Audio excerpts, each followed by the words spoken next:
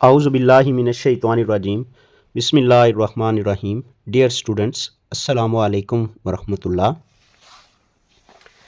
आपके सामने एक टॉपिक लिखा है, थीटा की वैल्यू जब 30 हो या 60 हो तो हम values of sine cos tan कैसे फाइंड आउट करेंगे। यानी हमने टेबल जनरेट कर रहे थे ट्रिग्नोमेट्रिक फंक्शंस की कीमतें बनाकर। उसके लिए देखें हम किस तरीके से इसको फाइंड आउट करेंगे। मैं सबसे पहले इसको सिखाने के लिए एक इक्विलेटरल ट्राइंगल कंसिडर करता हूं। इक्विलेटरल ट्राइंगल ऐसी ट्राइंगल जिसकी तीनों साइड्स इक्वल होंगी, तो इस हिसाब से इन तीनों के एंगल्स भी सेम होंगे। अगर इसके यूनिट को मैं सपोज कर लेता हूं, इसकी लंबाई 2 है, इसकी लंबाई भी 2 है, इसकी लंबाई भी 2 है, कोई भी ले सकते थे, 1 1 1 भी कर सकते थे, कोई भी हमें दो इसकी वैल्यूज जो है वो लेनी है, तो मैंने 2 ले ली हैं। क्यों लिए हैं वो आगे चल के आपको समझ आ जाएगा।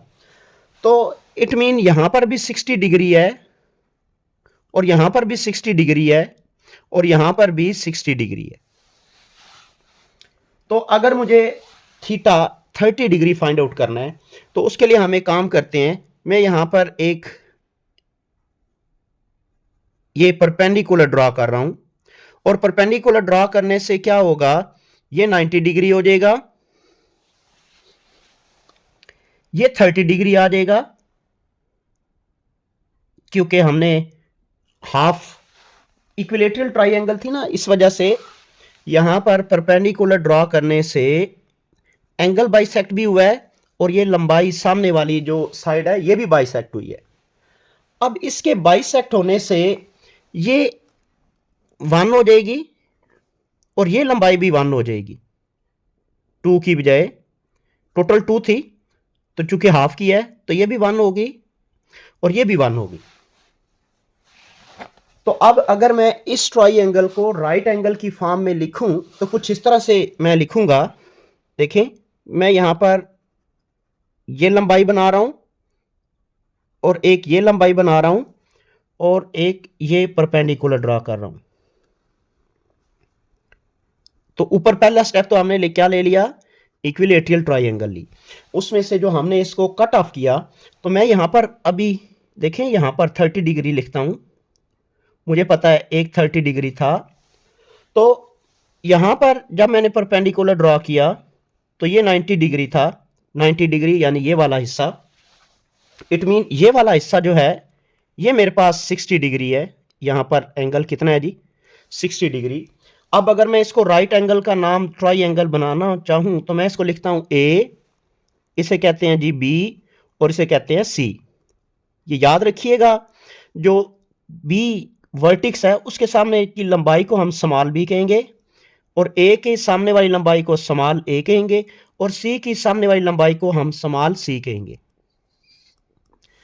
इनमें से अब जो कीमतें हमारे पास मौजूद थी वो वाली मैं सामने लिखने लगा हूं। अब देखिए यहां पर ये 90 है, तो 90 के सामने वाली की जो वैल्यू थी ये 90 है, 90 के सामने वाली की वैल्यू मौजूद है और ये कितनी है 2।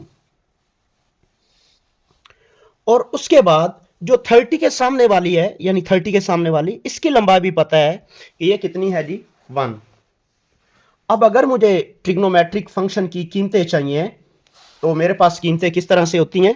मैं लिखूंगा साइन 30 डिग्री, देखें साइन 30 डिग्री, डिग्री यानी ये वाला 30, तो ये वाला लिखा जाएगा y यानी परपेंडिकुलर ओवर, यहां पर लिखा जाएगा a ओवर c। अब a और c की कीमत ऑलरेडी पता है तो ये बन जाएगा 1/2। फिर cos 30 डिग्री, इसके लिए लिखूंगा b ओवर c। तो देखिए b की वैल्यू नहीं पता, तो b की वैल्यू हमें फाइंड आउट करनी है।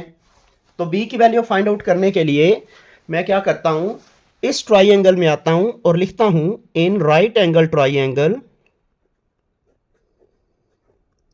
राइट एंगल्ड ट्राइंगल,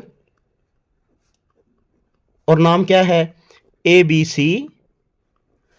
मुझे पता है पैथागोरस थ्योरम के मुताबिक सी स्क्वायर इक्वल टू है ए स्क्वायर प्लस बी स्क्वायर।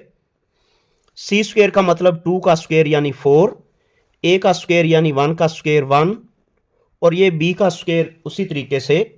तो ये बना 4 minus 1 equals to B square की वैल्यू आ गई जी 3। तो दिस इंप्लाइज यहां से b की वैल्यू आ गई √3। सो 30 पे जो वैल्यू बनी वो हम यहां पर लगा देते हैं। b की जगह पर आ जाएगा √3 और c की जगह पर 2। तो ये tan 30 की वैल्यू भी आ गई जी। tan 30 के बाद सॉरी cos 30, तो यहां से अब हम tan 30 की वैल्यू लेते हैं। उसका कुलिया होता है a/b। अब a की जगह पर 1, b की जगह पर जी यहां पर ये b की वैल्यू अभी हमने निकाल ली है √3। तो ये बन गया 1/√3। और अगर हमें कोसिकेंट 30 चाहिए होगा तो मैं साइन का रेसिप्रोकल ले लूंगा, दैट इज 2। और सेकेंड 30 अगर हमें फाइंड आउट करना होगा तो मैं क्या करूंगा, cos का रेसिप्रोकल ले लूंगा 2/√3। और अगर मुझे cot 30 की कीमत चाहिए होगी तो मैं tan 30 को उल्टा दूंगा, दैट इज √3। सेकेंड की होगी 2/√3, cot की होगी √3। तो ये मेरे पास 30 डिग्री के ऊपर ट्रिग्नोमेट्रिक फंक्शन की वैल्यूज फाइंड आउट हो जाती हैं। नेक्स्ट लेक्चर के अंदर हम 60 को फाइंड आउट करते हैं जी।